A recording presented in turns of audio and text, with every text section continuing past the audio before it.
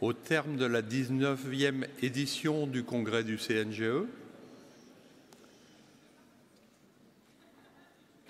Et nous allons vous proposer une plénière d'accompagnement, on va dire. J'ai mis une petite phrase en dessous qui n'est pas faite pour dire qu'il y en a trop, c'est fini, mais qu'au fond, tout commence. Nous sommes dans un congrès des records, plus de 2000 inscrits. Voilà.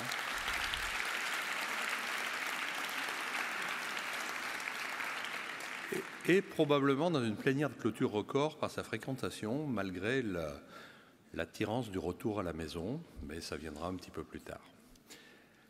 Alors quand il n'y en a pas plus, il y en a encore. Pourquoi ? Parce que vous allez rentrer à la maison avec les retours messages maison. Vous allez préparer la nouvelle saison, le nouveau congrès Nouvelle-Aquitaine, qu'on évoquera tout à l'heure. Mais en attendant, nous allons commencer par décerner des prix à des lauréats. Et pour commencer, le prix des meilleures communications. Et pour décerner le prix des meilleures communications, je vais appeler à la tribune le président du comité scientifique de Nantes 2019, Cédric Rat.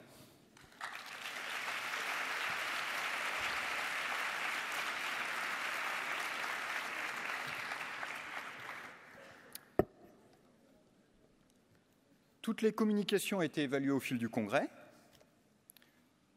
2 communications ont été évaluées ex aequo, avec la meilleure note. Alors il fallait choisir, et pour choisir, le comité scientifique du congrès a fait un choix qui rappelle aussi des valeurs auxquelles est attaché le CNGE. Le prix de la meilleure communication orale est attribué à mesdames Fauve Saloun et Fanny Rivaldo pour une communication autour qui s'appelle « Vécu du sexisme par les internes femmes en médecine générale, quelles répercussions sur leur identité professionnelle ?»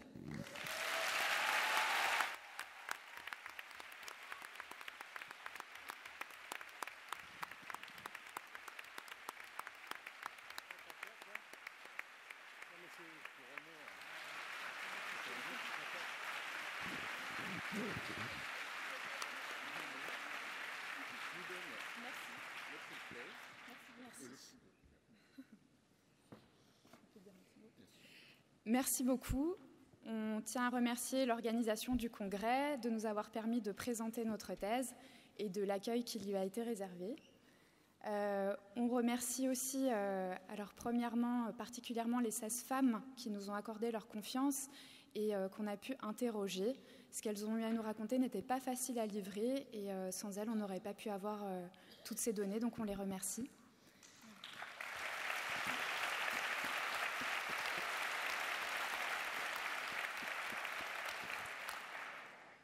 On souhaitait aussi remercier nos 2 directrices de thèse, Maud Royan, qui malheureusement, suite à un problème familial, n'a pas pu venir à ce congrès, et Élise Frey, qui est là avec nous.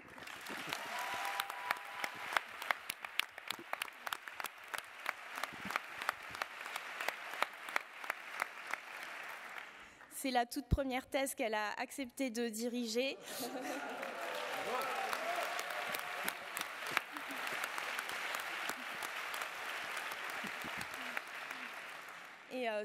Et ça a été un plaisir absolu de travailler avec elle et d'être dirigée avec elle. On tenait à lui dire.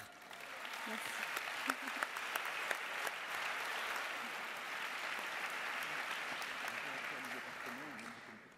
Alors nous, on a beaucoup aimé communiquer sur ça parce qu'évidemment, un sujet pareil, on l'a choisi pour parler, dénoncer, ouvrir la parole et surtout mettre en lumière ces problématiques. Et maintenant, nous, ce qu'on souhaiterait, c'est pouvoir mettre ces actions, des actions en possibilité, en coordination avec les DMG, parce que c'est avec vous que ça se joue. On sait que ces problématiques-là, elles sont d'autant plus vraies pour les étudiants et les étudiantes, parce que c'est une période où ils sont particulièrement vulnérables. Et donc, c'est là que tout se joue et c'est là qu'il faut mettre en place des actions.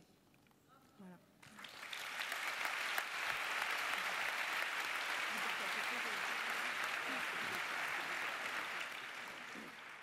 Oui, je pense que le message clé qu'on voulait donner, c'est que les communications, c'est bien. Je pense que ça permet d'en parler, d'ouvrir la parole, mais on aimerait bien qu'il y ait des actions concrètes qui soient mises en place.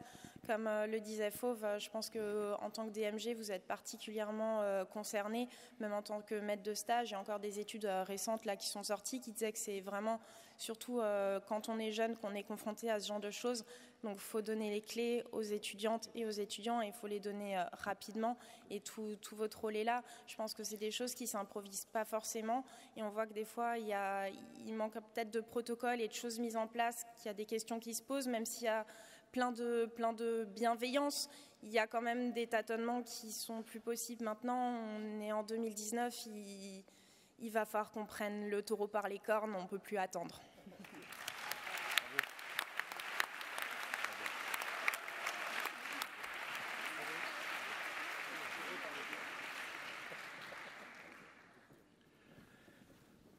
Pour le prix de la meilleure communication affichée, j'appelle Lionel Goronflot, qui est le directeur du département de médecine générale de Nantes et qui était aussi membre du comité scientifique du Congrès.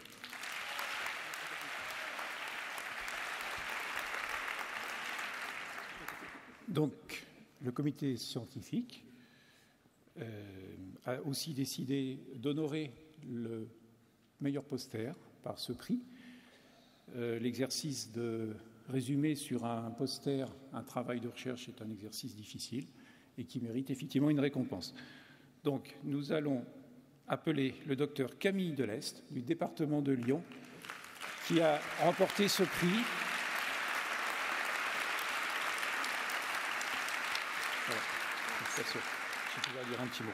Pour un travail qui est intitulé « Les freins et les leviers à la création de centres de santé communautaires en France » à partir d'une étude qualitative par focus group et entretien semi-dirigé.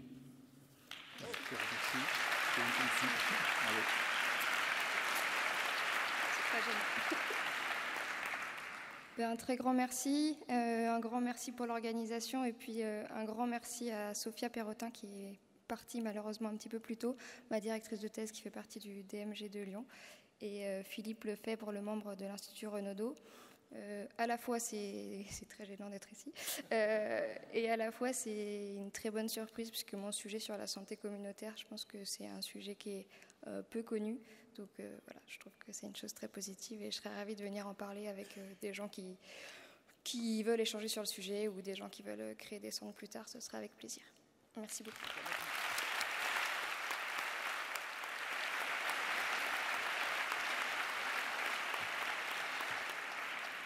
Merci. Maintenant, nous allons passer aux thèses. Et devant le dynamisme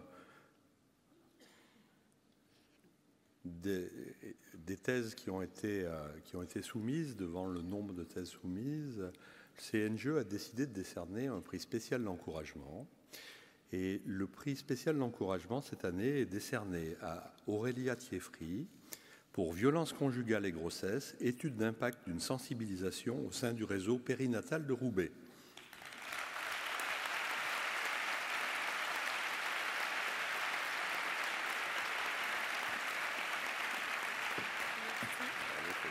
Merci beaucoup. Alors, ma directrice de thèse n'est pas là aujourd'hui parce qu'elle n'est pas médecin généraliste, mais je tenais à remercier tout particulièrement Anita Tilly, donc, qui fait partie du DMG de Lille et qui faisait partie de mon jury de thèse et qui m'a accompagnée pour cette soumission. Voilà. Alors,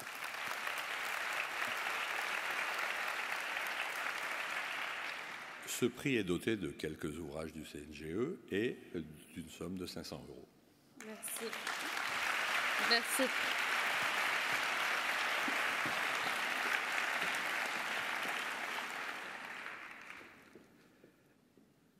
Donc maintenant, nous allons passer au prix de thèse de la Mutualité sociale agricole,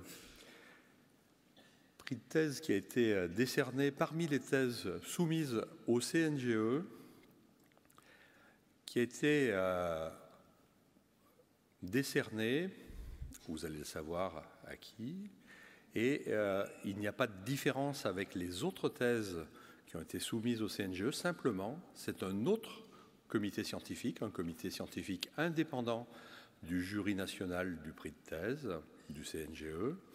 Et donc, je vais appeler monsieur Eric Vandel, qui est administrateur à la Caisse centrale de la Mutualité sociale agricole, mais qui est aussi administrateur à la Caisse locale Loire-Atlantique Vendée.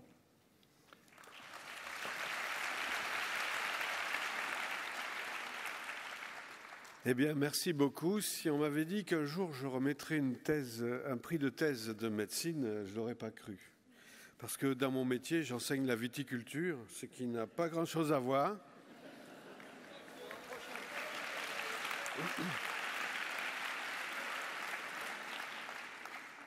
Vous le savez tous, mais parfois il faut répéter quand même, la MSA, c'est le régime de protection sociale des salariés de l'agriculture, des organisations professionnelles agricoles et des agriculteurs.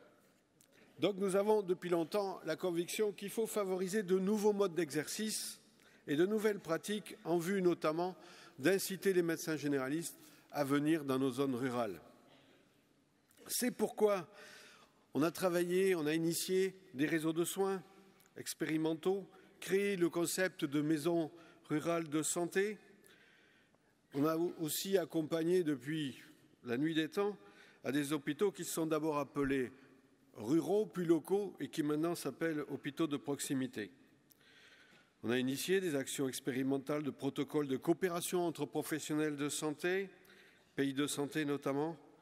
Cette implication de la MSA, elle continue au travers des maisons de santé pluriprofessionnelles et encore de l'appui en ingénierie pour les communautés professionnelles de santé territoriales, les CPTS, sur les territoires en particulier ruraux un peu éloignés. Je voulais vous dire ça. Je voulais également vous parler de ce partenariat que nous avons avec la CNGE. Le triple objectif que nous avons ensemble, c'est d'améliorer la connaissance de l'exercice de la médecine en milieu rural par les étudiants, d'identifier évidemment la MSA parce qu'on n'est jamais trop bien servi que par soi-même et au travers de ce partenariat, tout le monde sait maintenant que la MSA, c'est certes une assurance maladie, mais c'est aussi la retraite, c'est aussi la famille, c'est aussi la médecine du travail, et l'assurance accident du travail, maladie professionnelle.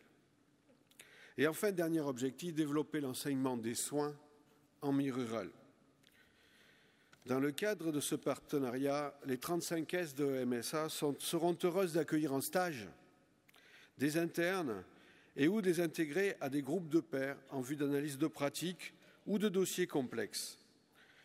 Des coopérations également dans le cadre du volet recherche au travers d'évaluations d'actions locales, comme le forfait diététicien, psychologue, proposé en maison de santé polyprofessionnelle. Ça, c'était pour le partenariat. Et maintenant que j'ai bien fait durer le suspense, je vais vous dire qui bénéficie de ce prix spécial de la MSA. Il s'agit en fait non pas d'un médecin, mais de deux. Alix Besdebert et Yacine Guessoum.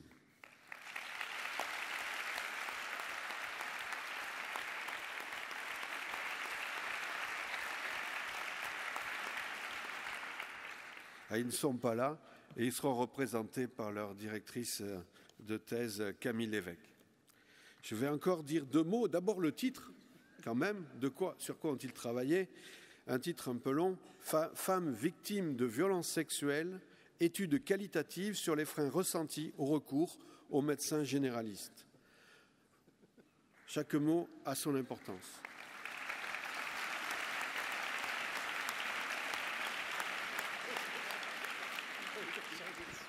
Et à la faculté de médecine de Bordeaux. Alors notre commission, si elle a retenu cette thèse, c'est parce que le sujet est amplement d'actualité. Dans une parution de ce mois-ci du Conseil national de l'ordre des médecins, il est dénoté que 219 000 femmes majeures victimes de violences sexuelles par leurs partenaires actuels ou anciens. Aujourd'hui même, le Haut Conseil à l'égalité a remis un rapport à Marlène Schiappa sur cette question.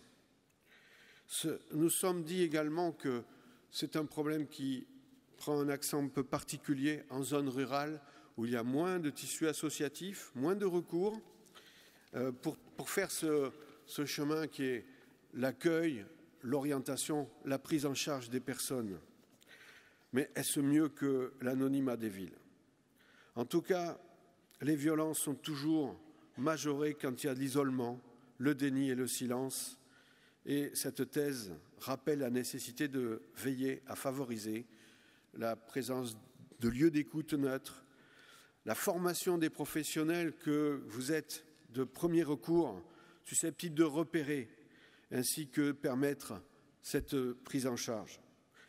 La conclusion de cette thèse met également l'accent sur la plus-value de l'exercice en groupe, le lien à construire aussi avec les interlocuteurs médico-sociaux.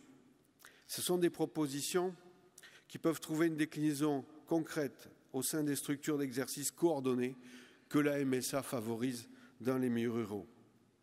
Donc, nous sommes très fiers de remettre ce prix à ces deux jeunes étudiants et on vous expliquera pourquoi il fallait absolument qu'il y ait un homme et une femme. Merci. Merci beaucoup. Alors, la plupart des résultats ont finalement été dits, mais je vais quand même dire un petit mot. Tout d'abord, Yacine et Alix remercient toute l'organisation du congrès et regrettent de ne pas avoir pu être là cet après-midi. Donc, c'était un sujet qui leur tenait à cœur et qu'ils ont décidé de faire avec Alix, qui est une femme, et Yacine, un homme, pour pouvoir permettre d'éviter les biais liés au genre sur ce genre de thèse qualitative. Les résultats principaux étaient, il y en a des connus, la plupart des femmes ont du mal à s'identifier en tant que victimes, par mémoire traumatique, par amnésie des faits. Du coup, avant de reconnaître les violences, il y a tout un cap à passer. Il y a aussi une loi du silence, on en a déjà un peu parlé, donc entre les pressions de l'agresseur, des fois des pressions familiales, je parle en particulier pour les violences incestueuses, ou encore des difficultés liées aux médecins généralistes parce qu'elles ne se sentent pas forcément en confiance. Il apparaît aussi que certaines ne savent pas trop si c'est notre rôle ou pas d'intervenir. Et elles nous disent qu'elles ne sont pas dépistées, on ne leur pose pas la question. Et du coup, le rôle du médecin généraliste, pour eux, n'est pas clair. Moi, j'aimerais aussi insister sur un résultat sur lequel on ne s'attendait pas. C'est l'importance de nos réactions, l'importance des réactions des médecins, mais aussi de tout acteur dans la prise en charge, que ce soit au niveau de la justice, au niveau des acteurs sociaux, associatifs. Si jamais les victimes ne se sentent pas reconnues en tant que victimes, si on ne les écoute pas, qu'on banalise, qu'on minimise, c'est des femmes qu'on va perdre totalement dans le soin, c'est-à-dire qu'elles ne vont pas en reparler, que ce soit à un médecin ou à quelqu'un d'autre. Donc les messages phares, c'est essayez de dépister comme vous pouvez, essayez de vous renseigner sur votre réseau associatif local, sur le maillage territorial qu'il faudrait, attention, message politique, améliorer, en particulier dans les territoires ruraux. Et je me suis perdue, je suis désolée.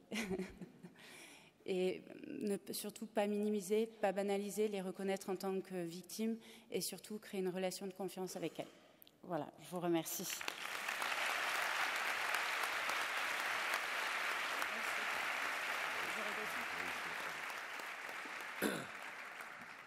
Bien, merci Camille Lévesque et puis merci à la MSA pour participer à l'essor de la médecine générale et de la recherche en médecine générale. Maintenant, je vais appeler Clarisse Libao-Dina, qui était la présidente du jury du prix national de thèse, le prix du CNGE.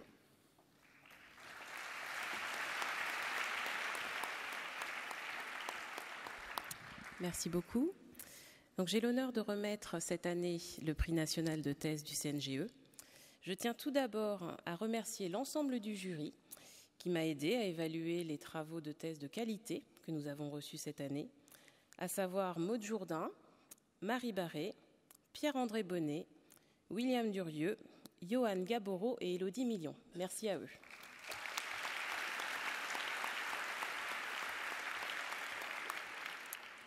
Et le choix du jury a été unanime cette année. Le travail choisi allie à la fois une méthode rigoureuse, une écriture limpide au service d'une thématique pertinente pour les soins premiers. Et je dirais même plus, cette année, l'ensemble des jurys ont été unanimes, car comme il a été précisé, donc le jury du prix national du CNGE et le jury du prix de la MSA sont indépendants, et donc le prix national de thèse du CNGE est remis à Yacine Guessoum et à Alix Besse-Debert pour leur travail.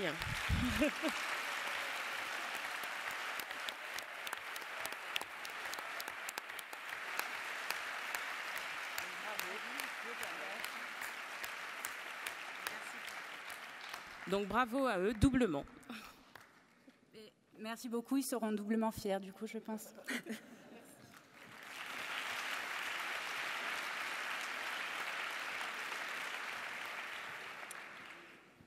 Bien, merci. Donc voilà les lauréats 2019. Alors, dans ce congrès, vous l'avez remarqué, on a parlé beaucoup de décisions médicales partagées, nous avons communiqué, et donc nous avons choisi, pour accompagner notre congrès, nous avons choisi d'avoir 2 grands témoins. Ces grands témoins nous viennent d'Amérique du Nord, et donc nous avons Marie-Thérèse Lucier, que vous connaissez probablement pour ses travaux en communication, qui nous vient de Montréal, et France Légaré.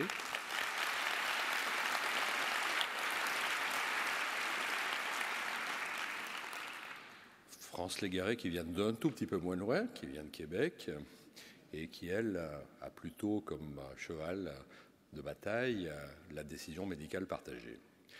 Donc